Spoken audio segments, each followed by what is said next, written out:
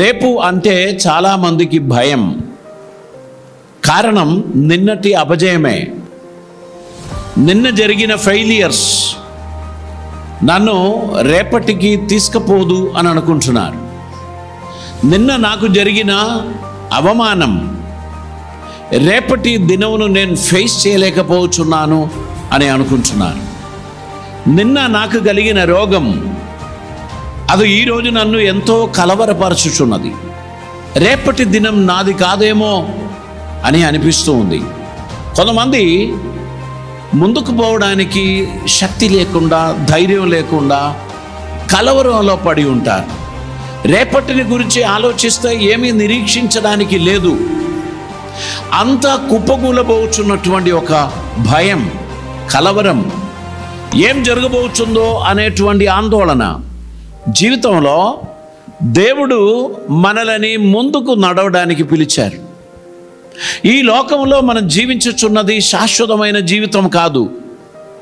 ఇక్కడ కొంతకాలం మనం జీవించి దాని అవతల దేవుని సన్నిధిలో మనం జీవించబోచున్నాం. ఈ లోకంలో దేవుడు మనకిచ్చినటువంటి సమస్తము కూడా మన అనుభవంలో జ్ఞానం కలుగజేయడానికి దేవుడు అనుమతించాడు అనేది మనం గుర్తుపెట్టుకోవాల్సినటువంటి అవసరం ఉంది. నిన్నటి ఫెయిలియర్స్ ఈరోజు నేను జాగ్రత్త పడడానికి సహాయపడుచున్నది.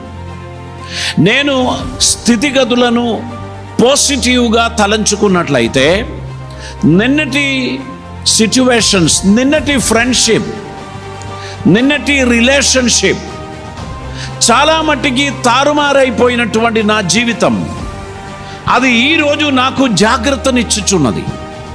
అటువంటి ఒక మిస్టేక్ నేను చేయకూడదు అని నేను నిర్ణయించినందుకు ఈరోజు నేను బహు జాగ్రత్తగా నడవడానికి నేను ప్రయత్నిస్తున్నాను. గనుక రేపటి దినాన్ని నేను కలలు కానవచ్చు. ఈరోజు నేను ఏమాత్రం జాగ్రత్త లేనివానిగా జీవిస్తే రేపటి దినమును గురించి నేను కల కనడానికి ఉండదు. ఎందుకంటే నా జీవితమే నన్ను కుప్పకూల్చుచున్నది. నిన్న ఎన్నెన్నో జరిగింది, నిన్నటి వరకు ఎన్నెన్నో జరిగింది, కానీ ఈరోజు నేను దాన్ని అనుమతించను. ఈరోజు నేను దేవుని చిత్తం నెరవేర్చడానికి నా జీవితాన్ని దేవునిలో నేను సమర్పిస్తున్నాను.